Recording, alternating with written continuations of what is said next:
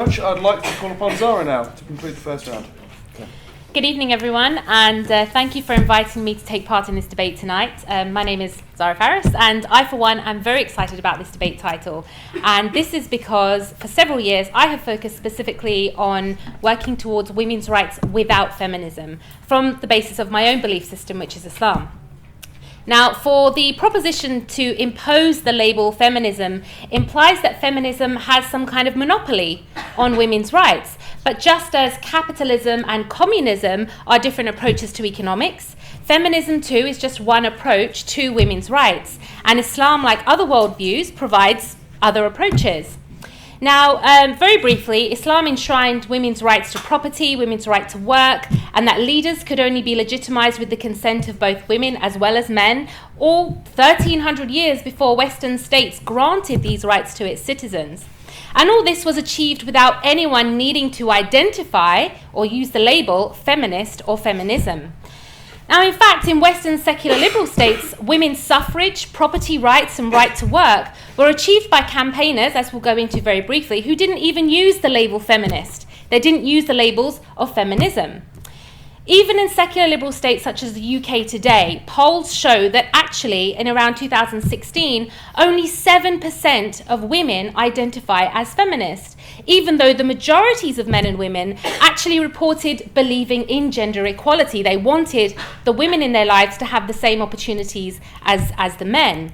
Now, this shows that those who identify as feminists don't really wield any kind of monopoly on women's rights or the liberal idea of equality. And those who identify as feminists are just one group amongst the many throughout different cultures and times whose work deals with women's rights. But let's be clear, the question today isn't about those who do choose to call themselves feminists. If they want to, if you want to, whoever wants to call themselves a feminist, that is up to them. The question of this debate is it wrong not to? This is for those people who choose not to identify as a feminist. So should women, or even men, not have the autonomy that many feminisms invoke to choose a name that they find works better for them and their cause without facing social stigma and, the harsh rebuke that voting yes today would imply? Did the suffragettes or the suffragists campaign under the banner of being feminists? Mary Wollstonecraft's book, A Vindication of the Rights of Woman, became a keystone text for women's rights, and it didn't need to create or use the label of feminism.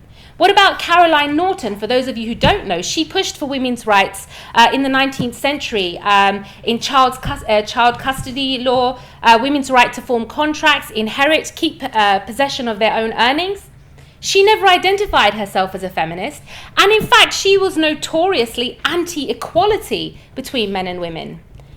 Even liberals today consciously choose not to use the label. Some report finding the term feminist or feminism an encumbrance, and with its multitude of competing interpretations, factions, and divisions that have already been brought up today, they find it doesn't really add any ideological clarity to their cause or for their audiences. And in fact, many feminists seem to spend a lot of time attempting to clarify to the public what they think being a feminist means. So, should liberal campaigners for women's rights be condemned as wrong, morally wrong, or wrong in any other way, because they choose to campaign under terms that are more publicly recognized and readily accepted and embraced in liberal societies? Terms such as women's rights activist, terms such as human rights activists, terms such as egalitarian. And because the term feminist doesn't seem to advance a cause at an institutional level, like in court cases, for example, most human rights lawyers identify professionally as, human rights lawyers, not as, feminist lawyers. I think even our colleague here, Julian, identifies as a human rights lawyer. So the feminist label, historically and in law, isn't seen to augment argument. It isn't seen to advance authority in any way. And it's only mentioned twice in passing in the history of the US Supreme Court, for example, only twice. So let's not forget that our work should be in service of justice, not in the service of the label of feminism just for its own sake, just for the sake of the label.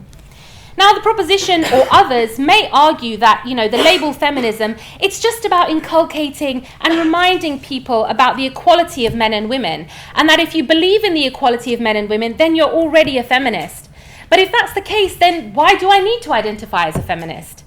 And if it's merely about the equality of the sexes, then the proposition must also argue, which I sense they may be reluctant to do so, that it is wrong not to identify as a meninist or a men's rights activist, because they too define their label as belief in equality of the sexes too. Thank you.